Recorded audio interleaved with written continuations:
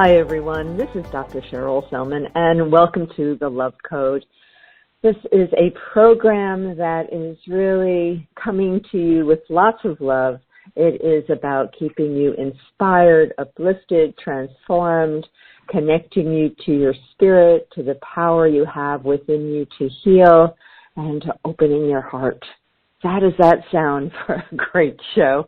I think that this is so important these days, is to be able to stay connected to the power that we have to transform our lives. And as always, I'm very grateful that you are joining my show today.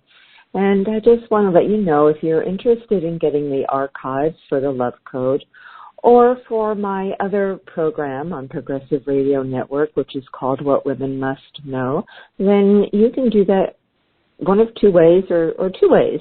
You can do it either by going to my Facebook page, which is What Women Must Know, or you can go directly to my website, Dr. Cheryl Selman, that's drcherylselman.com, and you can just opt in there, and the shows get sent to you every week, and of course they get posted on my Facebook every week, so that ensures you will not miss a beat when it comes to all of these great conversations.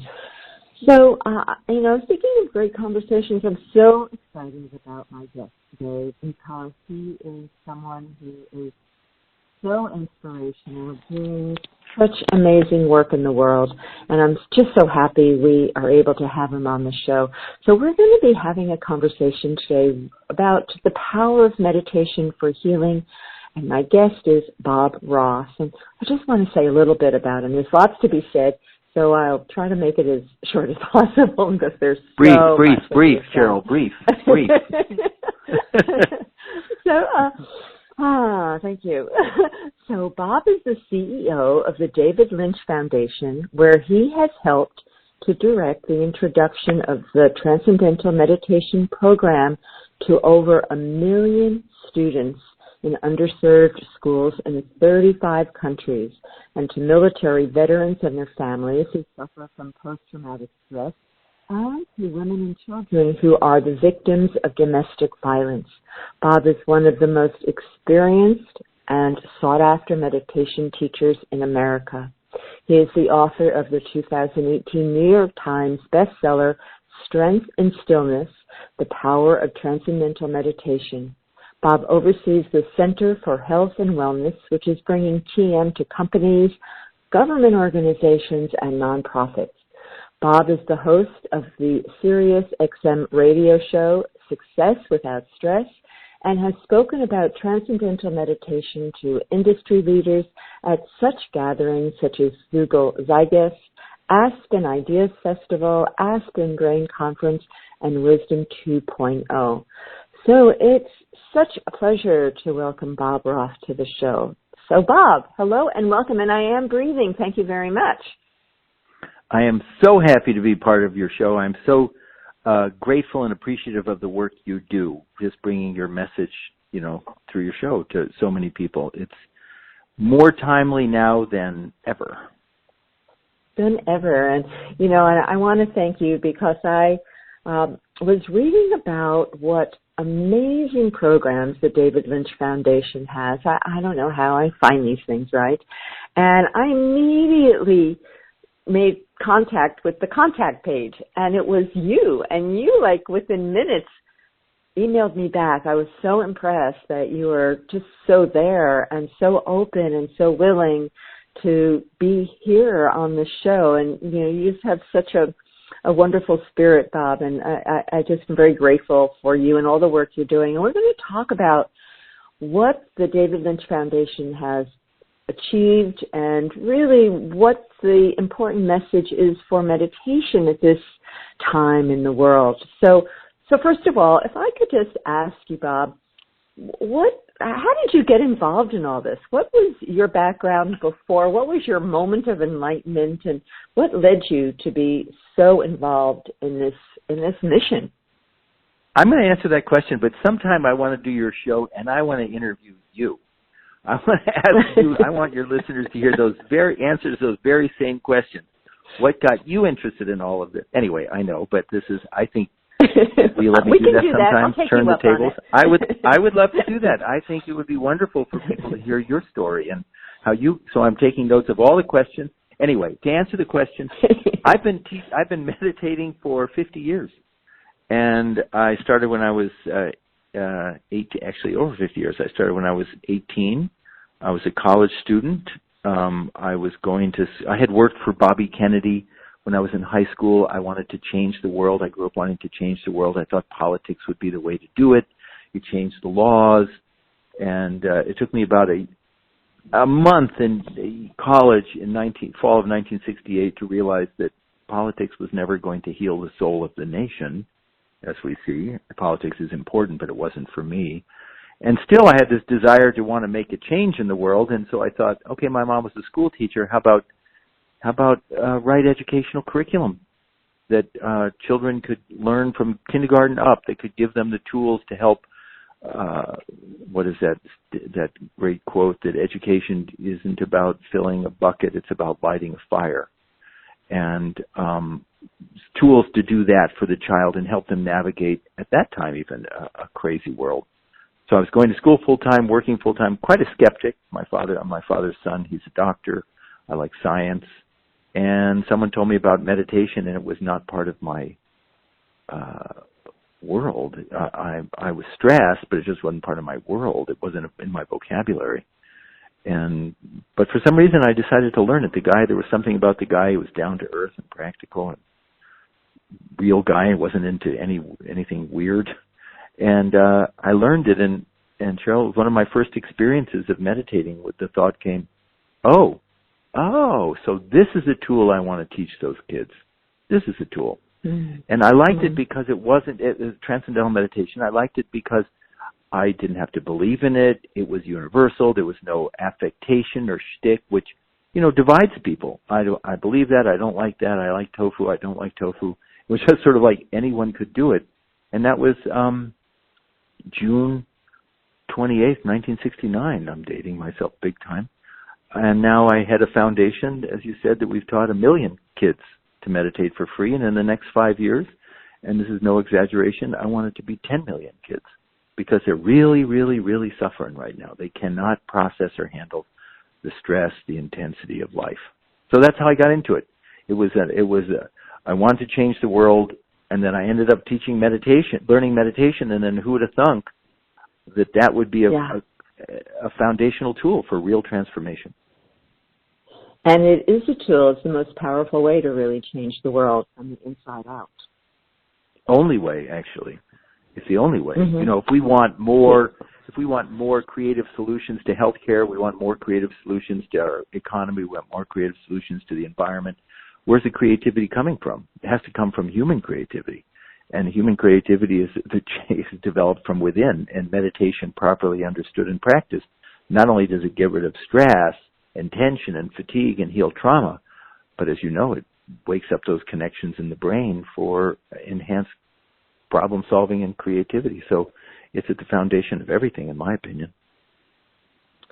Now, the TM Foundation has been doing a lot of research. You have a lot of stats, don't you? Because you've done all sorts of ways of testing the results that occur when people go into meditative states. I think that my attitude on meditation, and this is to take nothing away from its components of developing consciousness and higher moral, spiritual values and all of that, but I've always felt that meditation, again, should be considered as a medical intervention on par with any medicine that's used to address any, ailment or epidemic or pandemic like we have today. And the pandemic in this instance is the pandemic of trauma and toxic stress, which pervades everyone, everywhere. And the way to do that is to subject the technique to the same rigorous research protocols that if you were trying to bring a new medicine to market. In this case, it's a meditation technique, and in this case, it's a nonprofit, not a for-profit pharmaceutical company. So over the last 50 years, starting with research at Harvard University and University of California in Los Angeles, research came out then in 1970 and published in Science magazine and Science in 70 and Scientific American in 72 that showed that when you did transcendental meditation, it gave you a state of rest deeper than sleep, and it woke up, changed your brainwave patterns to alpha 1 and was good for high blood pressure. And that opened the floodgates for research in general on meditation, but specifically that I know about on transcendental meditation. And the most recent big-time research was a study funded by the Defense Department that showed that TM was more effective for reducing the symptoms of post-traumatic stress disorder for veterans than even the gold standard of prolonged exposure treatments. So, yes, there's a 50-year track record of research. I gave you a very long answer to a very short question. I apologize. Yeah, but it's a very important one because it's easy to dismiss the value of meditation, and maybe I'm just thinking those people I know who have been skeptical about all of this. So let's go back, and for those people who are listening who may go, well, I can't meditate, or you know, what's the point of all of this? What is it that you can share with everyone listening on the value? Why? First of all, what is your definition of meditation? How can we all benefit? Even those of us who go, look, I can't still my mind. It's, I've tried it. I'm just not able to do this. What is your response to all of those questions, which I just was a barrage? So I'll explain. I'll give a little mini master class, a little couple-minute master class on the different types of meditation, and then we can talk about the value. So I like to use an analogy. You're on a little boat, and you're in the middle of the ocean, and all of a sudden you get these 30, 40, 50-foot high waves, big waves, 4 stories high, and you're in a little boat. And you think, oh, my God, the whole ocean is in upheaval. But the word whole ocean is more than a bit of an exaggeration, because if you could do a cross-section of the whole ocean, you realize the ocean is miles deep. And while the surface of the ocean may be turbulent by its nature, the depth of the ocean by its nature is pretty darn silent. And so that becomes analogous to the mind. We say the surface of the mind is like the waves, sometimes tsunami waves. Some people call it the monkey mind. I like to call it the gotta mind. As in, I gotta do this, and I gotta do that, and I gotta call him, and I gotta call her. Gotta make a list, gotta find a list, gotta slow down, gotta get going, gotta get to sleep, gotta get up. And all the gottas. And it's a natural human desire to say, I like some inner quiet, some inner peace, some inner silence, some inner power, some inner equanimity, and the operative word is inner. And the question is there such a thing as an inner? And if so, how do you get there? And so, Cheryl, that's where, can I call you Cheryl, or should I call you Dr. Spellman? Here's what my father always said, call me anything but late for dinner. So anything you want. Yeah, I know, call you anything for, yeah. That's like, my father said that, and he also said the joke, time flies like an arrow, fruit flies like a banana. So there's another one of that same era. So anyway, or chili today, hot tamale. So you started it. I want you to know you started it. So I can go on, but I'm letting you have that last one. Okay, good. We'll just leave it at that. You'll leave it at a sick joke. Leave that sick joke. Anyway, you got that inner, and so this is where the whole field. Now, to answer your question, the field of meditation. I want to give that picture of choppy on the surface, quiet at its depth. So meditation, according to research, they used to think all meditations were the same, pretty much. Now they say, no, there's actually 3 distinct types of meditation, and they know that based on brain research. Because, Cheryl, as you know, every discrete experience impacts the brain in a distinct way. So if you listen to classical music, it has one effect on your brain. If you listen to heavy metal music, another effect. So they had people do all different types of meditations, huge numbers. And what they found was, other than names and description, the effect on the brain was in 3 distinct ways. So 3 different types of meditation. So I'm going to go into that. Is that all right? Number one. Yeah, please do. The first type of meditation, which most people are familiar with, and you just cited it. I can't control my mind. I can't clear my mind of thoughts. The first type is called focused attention. And focused attention is a concentration form of meditation.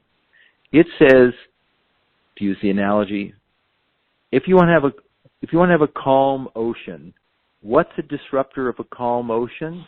Waves. Stop the waves, you'll have a calm ocean. If you want to have a calm mind, what disrupts a calm mind? Thoughts. So stop thoughts. Very difficult to do, but when we do, and we do that by concentrating on a point in our body, concentrating on a sound, concentrating on our breath, clearing the mind of thoughts, large range of number of things we do. Hard to do, but when we do it, it creates something called gamma brain waves, which are 20 to 50 cycles per second. That's your brain working very hard. Second approach to meditation, and mindfulness is part of this second approach. Second approach is called open monitoring. Open monitoring teaches us, oh, you want to have equanimity? Oh, you want to feel calm? Live in the moment. Live in the present. Be mindful of the moment. If you have a thought about a guy named Joe, and Joe done you wrong 20 years ago, and we have a thought about a guy named Joe, but mindfulness or open monitoring teaches us to dispassionately observe the thought about a guy named Joe. Don't live in the past. Equanimity can be found at this moment. Less difficult to do. There's mindful walking, mindful talking, mindful everything. That creates something called theta brain waves, 4 to 8 cycles per second. There's a third type, and that's called self-transcending or transcendental meditation. With me? So far, so good? Okay. Yep. The first two are called cognitive approaches to meditation. That means pertaining to the waves, pertaining to the thoughts, my attitude towards thoughts, changing my thoughts, visualizing something, clearing my mind of thoughts, addressing the waves to create calm. Self-transcending has a completely different approach. It says the ocean by its nature is turbulent on the surface, but the ocean, as I said earlier, by its nature is pretty darn silent at its depth. And in self-transcending, we hypothesize that deep within every human being, you, me, everyone right now, there's a level where your mind is already perfectly settled and calm and peaceful and wide awake. We've just lost access to it. It's my own quiet self. And transcendental meditation gives effortless, that vertical. The word transcendental just means deep, vertical. Vertical, we dive and settle down deep within. And when we have that experience, we have alpha 1 brain waves, which are 8 to 10 cycles per second, which is a state of restful alertness, and a whole constellation of neurophysiological changes that go along with that, including your body gaining a state of rest deeper than the deepest part of deep sleep. Long answer, number 2, but covered the points. So all of these types of meditations, of course, have value to supporting our optimal well-being, really, physically, emotionally, mentally, spiritually. I don't say that a question of, I don't like it when people say my meditation is better than your meditation. They have different outcomes, as I just said. One is gamma brain waves, good for focusing. Another is the theta brain waves, good for observational. And the third is alpha, which is alpha 1, TM, which gives the body, it's almost more physiological, profound state of rest that reduces cortisol levels by 30 to 40%. That's a stress hormone. So I don't say it's either or. I say it's yes and. Right. Yes, I do this and I do that. How do you help people? I don't like people being small and territorial. If there's research that shows something is beneficial, particularly for children and ourselves, we need more tools in the toolbox at work, not less. So how do you help people who always say, no, I just can't do it. My mind can't focus. What is your guidance and advice to help people to get past that experience or limiting thought?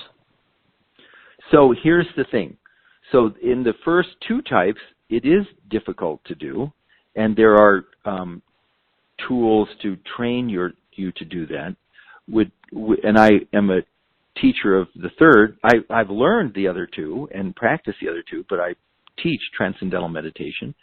In Transcendental Meditation, we don't have to stop thoughts. It's an interesting thing. So you see the statement is the mind is a monkey. And so you have to, that's what they call it, the monkey mind. And it's just jumping all over the place and wandering, and you have to corral it. And busy people have a lot going on. It's very hard to do. In TM, it's a different perspective on what the mind is doing. In Transcendental Meditation, the perspective is, if you look carefully, the mind is not just wandering aimlessly. On a deep level, we see that the mind, by its nature, seeks satisfaction, seeks happiness, seeks joy, seeks wisdom, seeks pleasure, seeks beauty, seeks fragrance. You're sitting in a room doing some mindless work, some paperwork, and in the other room, miraculously, some of the most beautiful music in the world comes on. Where does your attention just absolutely effortlessly go? Turn up that music. Or you go on a vacation and you bring two books. One book is terrible and your mind wanders all over the place. You can't pay attention to a word. The second book is great and you're absorbed in it naturally.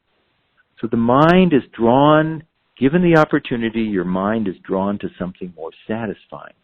And inside, Cheryl, really nice place, that field of pure consciousness, which some people call the unified field, pure consciousness. Mind, really nice place. And in TM, we're taught in personal instruction. It's not a mass meditation. It's not taught out of a book you have your own trainer, your own teacher. It's very qualified, who just sits with you for an hour a day over a couple of days and gives you a mantra, which is a word or a sound that has no meaning, and teaches you how to use it effortlessly, naturally. And like snap your fingers here, like that, your attention of your mind is turned within and without any effort whatsoever. Like there's no effort to listen to beautiful music. Without any effort whatsoever, your mind is drawn inward. And as your mind is settled down to quieter levels, your body gains a very profound state of rest. And so I can teach a 10-year-old child with ADD who could never sit quietly with their eyes closed for a minute. And I teach them this meditation, TM, and they meditate for 10 minutes comfortably, wonderfully, because it's not boring. It's interesting. So I would say to that person, if you've tried one type of meditation and it didn't fit, don't give up, because they're not all the same. And explore and look into open monitoring or look into transcendental meditation. And keep trying, because if I may go back to your original one of your first questions, what's the value? The value of taking time to do an evidence-based form of meditation these days is absolutely foundational. As you know, this is no longer a luxury in New York City, the people who live on the Upper East Side, or the people who live in Beverly Hills, or the people who are in gated communities. This is for everybody, because stress and tension are not going to get any less. And we know the devastating impact of stress on our mind and body, and also the demands to be more creative, more innovative, more thoughtful, more focused, also are powerful, are huge. And so meditation, properly understood and practiced, and it should be effortless, can produce both of those benefits at the same time.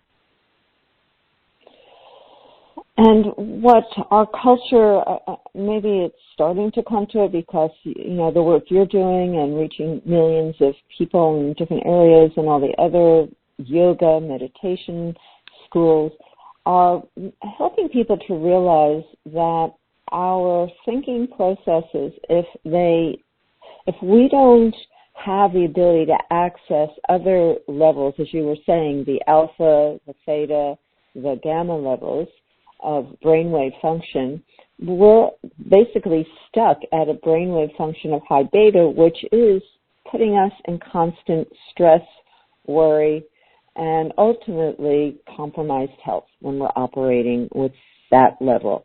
And, we have the science now that is validating how meditation is fundamental, not only for allowing us to improve our health. In fact, I was just looking at some research today about how meditation at this point in time where we're concerned about our health helps to profoundly strengthen our immune system. But it's also the creativity, it's problem solving, and it's greater focus and attention. We'll talk about the kids and the PTSD and all the things you're learning, because it's so fascinating how meditation is working with the conditions that are most challenging for our culture and the waste of human potential as a result of people being, dealing with these disabilities, supposed disabilities, and how it can be turned around so simply. So let's go there. Let's start with children, because I know schools have been a focus of the work that the David Lynch Foundation is doing.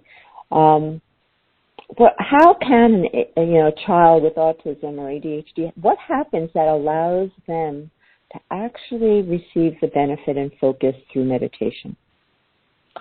Well, I think one of the primary focus of the David Lynch Foundation since its launch 16 years ago was and is children, because I feel we're in danger, and anyone who's a parent of a young child or a teenager knows what I'm talking about.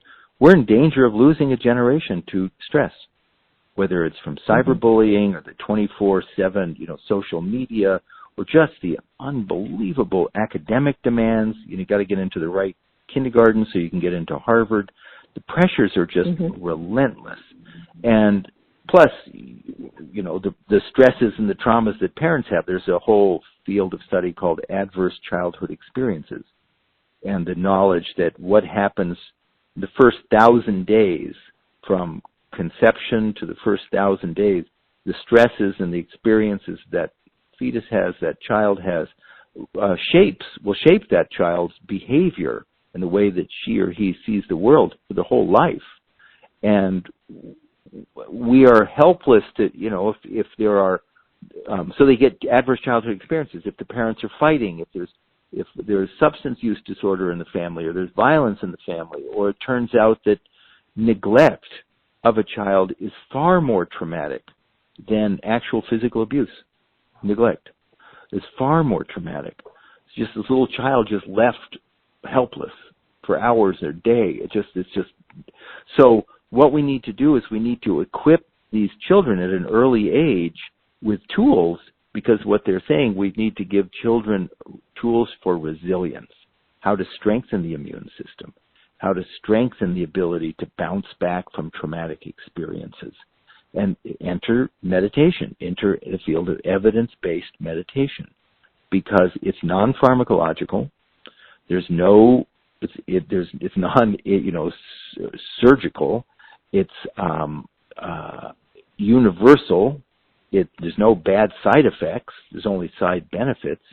And just like there's a recognition of the need to give children physical exercise, either during the school day or after the school day, but they need physical exercise, we have to give children tools to wake up their brain, to as if exercise their brain.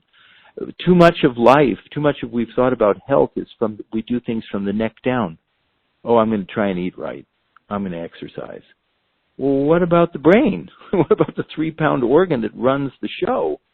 And so, again, meditation, properly understood and practiced, can be that gentle, supportive, nourishing tool, technique that a child from an early age can start doing. They can take control of they can take control of their health back. So David Lynch Foundation over the last 15, 16 years, as I said, has been offering something called Quiet Time, which is that kids begin and end each school day with 10 or 15 minutes of transcendental meditation. I know some schools do mindfulness, different tools, different outcomes, but the intention is the same. And it's transformative. Grades go up, suspension and expulsions go down, test scores improve, graduation rates increase, dropouts go down. And there's reduction in suicide. Number 2 cause of death among teenagers in America today. This is a horror, Cheryl. Suicide. And the fastest rate of growth, girls 13 to 16. So there's a screaming, it's a generation screaming for help. And we have to give them help, and it's not just in the form of a pill. And do you find these kids embrace doing TM? Are they happy to try it? Do they have some resistance? I think there's a bell curve. I think there's a bell curve. I think you've got now TM as a practice is much easier than these concentration techniques. So kids that are taught even mindfulness, mindfulness sort of kicks in better for kids when they're in college, because their prefrontal cortex is more developed. But for transcendental meditation, you can start at the age of about 10, and there's even techniques for starting at 5. And I think, if you have 100 kids, I think with TM, my experience is 30% it's the greatest thing in the world. 50% think they like it. And then 10, 20% of kids, just not for them at that time.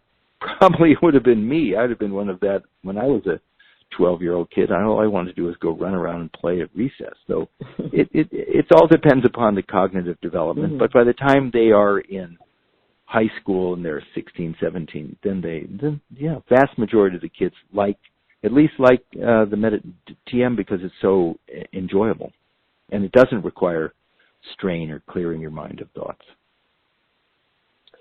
It would be such a different world if we could start teaching our 5-year-olds to meditate, wouldn't it? I mean, they must be doing it in places like Bhutan, right? That's a Buddhist country that's working with meditation all the time, which is a unique culture on its own. It's not the south side of Chicago. No, what this world would be like, which is what you are helping to create. You are helping to create a world where this tool is allowing children, and then they'll use it for the rest of their lives, hopefully, to create a much more creative, self-empowered, self-actualized life. It just has to happen. And this is name droppy, but I wrote a book, as you mentioned, called Strength and Stillness. And I interviewed a lot of the people that I had taught to meditate. Now I've taught, thousands of kids, inner city school kids and veterans and whatnot and workers. But along the way with the foundation, I've been introduced to some well-known people, and I've taught them to meditate too. And I'm very grateful for that, because they help us raise money so we can, as a nonprofit, so we can bring the meditation for free to more and more kids. One of the people that I met and taught was Ellen DeGeneres. And I was sitting in her living room talking to her, and I said, "Why are you interested in learning to meditate?" And she paused and she said, "I'd like to maintain permanent connection with the intelligence that runs the universe." And I thought, whoa. And then she paused and she said, "And I can't sleep at night." And the fact is, whether it's the intelligence that runs the universe or just I want to do better, I want to get a raise, I want to move up in my job, I want to have more responsibility, I want to get along better with my family, and I can't sleep at night, or I'm grinding my teeth, or I'm drinking too much coffee, or I'm drinking a little too much alcohol, or I just don't, inside I'm not bouncing back like I used to when I was younger. Life is taking a toll. Internally, we know that there's stress and there's aspirations. And again, I can speak for TM only because I teach it, but meditation, properly understood and practiced, should enjoyably develop both. Wake up those creative networks in the brain and the networks for focus, so that they'll exercise those, wake them up, and at the same time, by giving the body deep rest, heal those traumas and stresses that haunt us, that we carry around with us lifelong, that pervert and distort the way we view the world. I was terribly hurt when I was 15, and now I'm 50 and I'm in a relationship, and those hurts are still there. And therapy certainly helps, but add meditation to it, and the healing process will go a lot faster. So we don't have to be. Yeah, go ahead. Oh, I was going to say, can you give us one of your favorite stories of how TM has helped one of these kids in a more disadvantaged situation? Yeah. This is a haunting story, actually. I think about it all the time. So in this one school in South San Francisco, there a school. It was a middle school, and it was in a very tough, high violence neighborhood. And we had introduced what's called quiet time, where the kids began school-wide. Everybody, the whole school is quiet for 15 minutes at the beginning of the school day, and 15 minutes quiet at the end of the school day, silent. And it was quiet time. So a child and a teacher, but a child was given the opportunity. They could do TM, they could meditate, they could nap, or they could read quietly. About 90% of the kids end up wanting to learn to meditate over a few months as the word spreads. But the way it was set up at the school is the child had to be in the class, sitting down at her desk to teach discipline. Sit down at your desk by the time the bell rang at 8:20 for the meditation. Otherwise, they'd have to meditate out in the hall. And that was not to punish them, but just because they liked the meditation, they wanted to get them there on time because they were coming in late. So a school teacher, Bruce, called me up and around noon one day, and he said, I have to tell you this story about this girl named Charlotte. She came running into the classroom at 8:23 and just out of breath and quite sort of disheveled, and sat down at her desk and in her chair and started to meditate. And Bruce said, I thought, should I disturb her? Should I what? But he said, I want to teach this. So I went over to her and quietly, and I said, whispered to her, Charlotte, you're going to have to meditate outside. You're 3 minutes late. I'm sorry about this. You can still meditate, but you have to meditate outside. So Charlotte stood up, and Bruce noticed that she had red paint splattered on her left shoulder. And so they walked out into the hallway, and Bruce said, and you're going to have to call your mother to have her bring some clean clothes, because you can't wear dirty clothes to the school. And Charlotte started to cry, broke down crying. And it turned out it was not paint. She was standing next to her uncle at a bus stop, and there was a drive-by shooting, and that was her uncle's blood on her. And little Charlotte, 11 years old, had no place safe to run, not school, not home, not a friend's, except she wanted to get to school to meditate.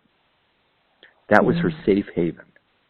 So when you ask, I think of Charlotte just about every day, because how many children all over the world, through no fault of their own, are in that position. And what could we do? There's a lot that has to be done to change the world. Changes in education, all that. But boy, oh boy, if we could equip every child, every Charlotte with a tool like this, whew. So that's the story that I think of all the time. Yeah, very powerful. Can we move on to working with people suffering from PTSD, which of course affects not just the vets, but their families. Everyone is affected in this sphere of someone dealing with PTSD. What are your what's happening with that population? How is TM supporting them?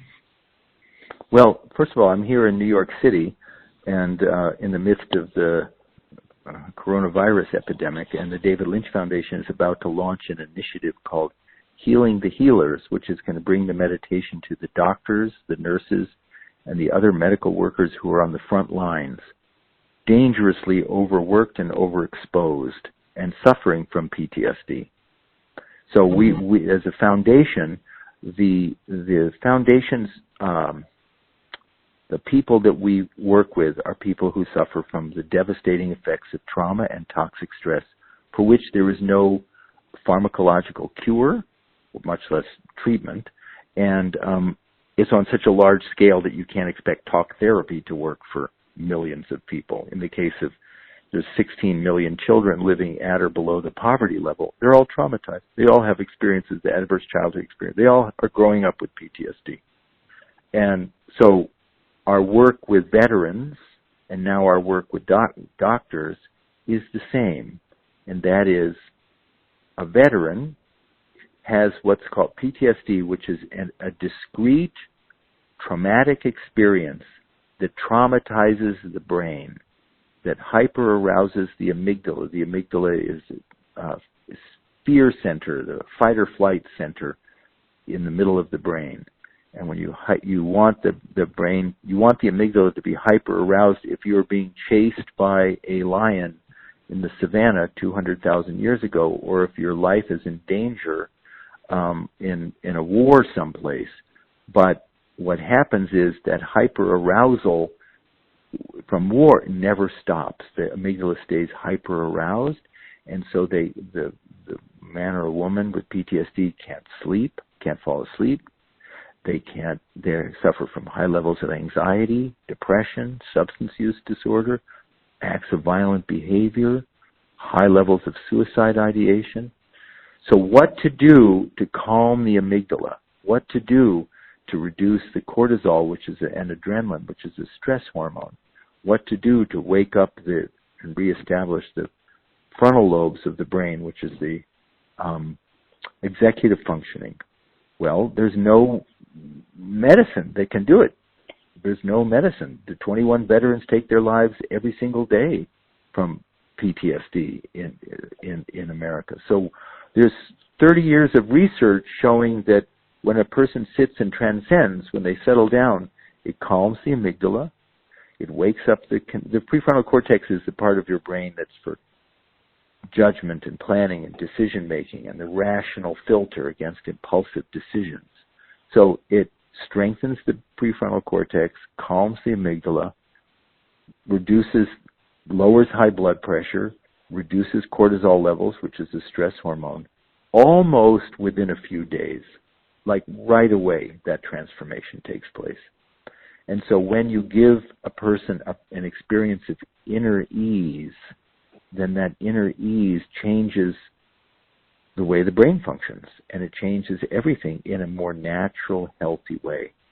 So we're just now partnering with the Veterans Administration to do a study on 600 veterans in 6 different VA hospitals in San Diego, Denver, New York, Washington, D.C., Philadelphia, and I believe Los Angeles, where we're going to do the definitive study, never been done, this gold standard study on these veterans and comparing it to the called prolonged exposure, which is a gold standard.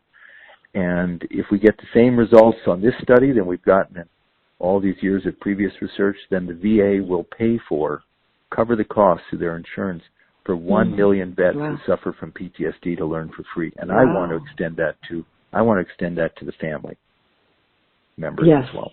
Yeah. Well, first of all, it definitely needs to be extended to the families, because I have watched documentaries, and the families are traumatized as a result of the parent that is traumatized. So absolutely, go ahead. They call it complex PTSD.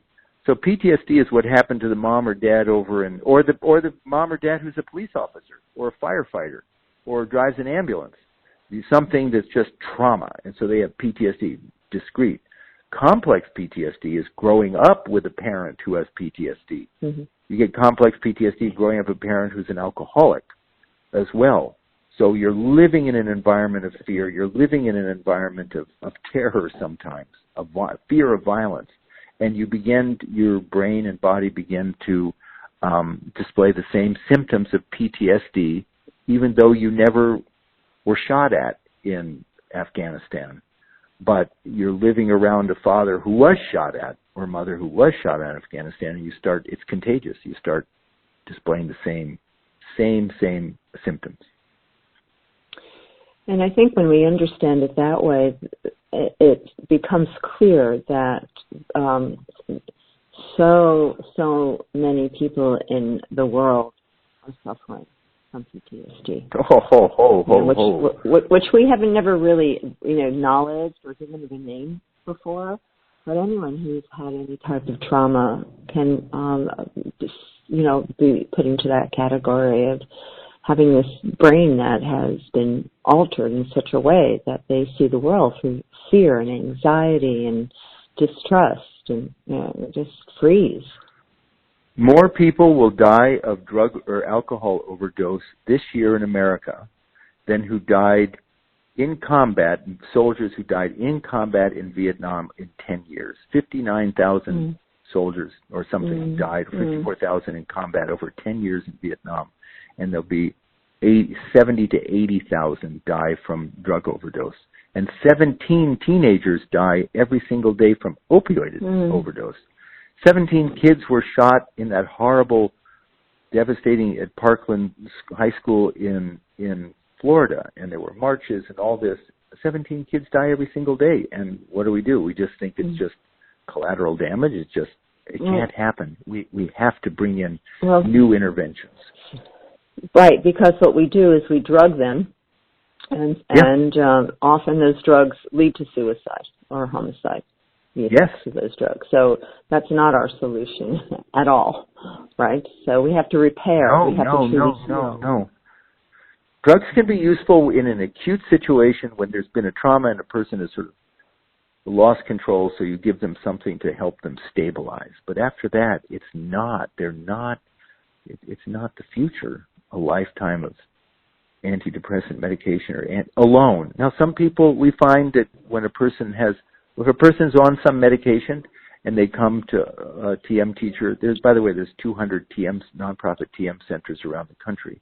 They come and talk to a TM teacher. The TM teacher will always say, do what your doctor prescribes. Don't get in the middle of that. Sure. But do tell your doctor that you've learned to meditate, because you may not need your antidepressant medication or your antihypertensive medication or as much of it. The NIH has provided $26 or $27 million for research on the effects of this meditation on high blood pressure. And it's shown to be as effective, if not more effective, than antihypertensive medication. But a lot of people have serious high blood pressure, and what they find is meditating and the medication gives them a much higher quality of life. Right. Yeah, so I'll never add people off medications without guidance, but they're not going to heal the brain. And That's right. Restore the proper, brain frequencies. So I think my next question is, and I'm sure people are asking the question as well, is how do people find out about learning TM? How do schools find out? How do, if teachers are listening and go, yes, I want this in my school, where do they go? And what's the process of getting their school aligned with teachers that can come in and teach the whole school? So this is what I'm going to do. I'm going to give you my personal email address. And people who are listening to, because such a fine person, I want to be sure you're going to email me. And this is my email. It's nothing to go to somebody else.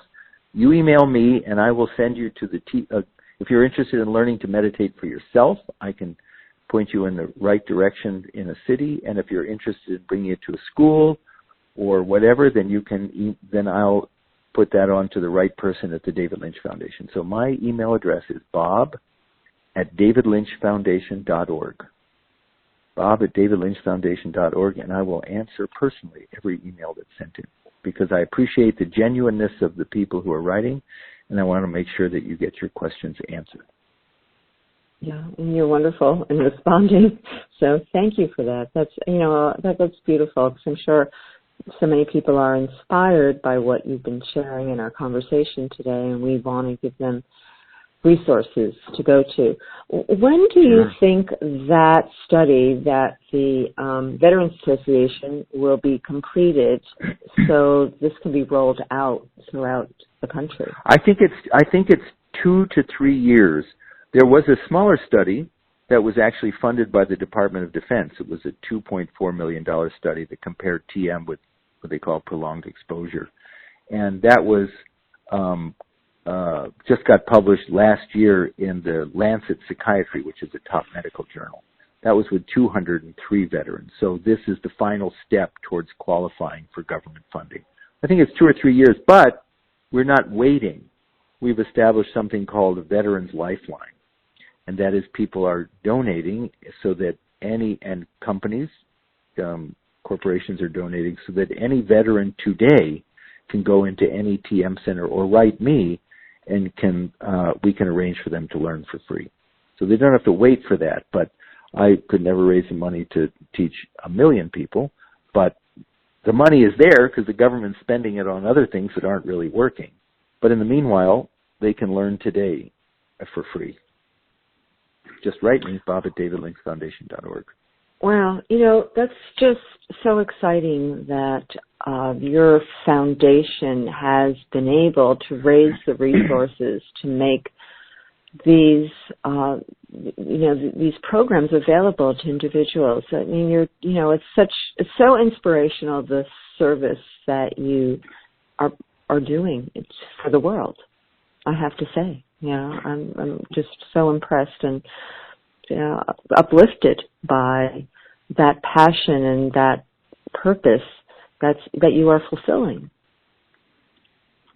Well, it's a funny thing, the word dharma? Mm-hmm. Dharma means, so karma just means action. I don't really know those many different words, but someone told me the word dharma means that action, career path or action or relationship that you do that just fits, you just feel this is what I was born to do. And you love doing the work you do. There's that quote from Lao Tzu, if you pick something you love to do, you'll never work a day in your life. So this is my dharma. So dharma means action that actually energizes. You can have food that's your dharma. Oh, I eat this food and I feel great. Or you can have food that's not someone else can eat food and they feel strong, and you eat the food and you feel like throwing up. Or you're around one person and you feel good inside. You're around another person and you want to run and hide, or you feel bad. So we're fortunate when we have our dharma, and then it's just we just do what we do. So I feel fortunate that I get to have a conversation with someone like you. Look at the good you're doing in the world. So in my dharma, I get to cross paths with someone like you, Cheryl, and all the good you're doing, and that's a very fortunate life. Well, I can tell that you are so passionate about what you do and love what you do, and are so satisfied because what you're doing is going out into the world and truly making a difference for millions of people. I mean, that's so amazing to know that you're having such a huge impact in this country, and of course TM is found all over the world. I first learned about TM when I was in Australia and had it there. So it's all over the world, and we have people listening all over the world. Are you doing these programs in other countries at this point? Oh, yeah. As a matter of fact, David, in Australia, we're legally established in 35 countries, but there are TM teachers and TM centers in 100 countries. So if a person is interested in something, they should just email me. And also, you can go to tm.org, which will tell you more about just basic TM, and you can go to davidlynchfoundation.org, which will tell you about the work we're doing with underserved, at-risk populations. tm.org and davidlynchfoundation.org. Okay, great. TM.org and David Lynch, that's LYNCH, David Lynch Foundation. .org. .org.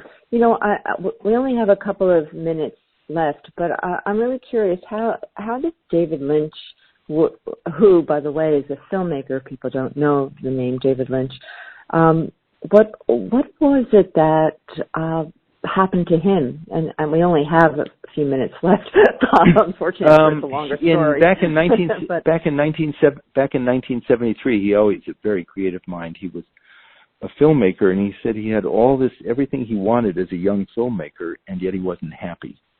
And he didn't take drugs, and he wasn't deeply happy, and he wanted to know how I could get happy in my work.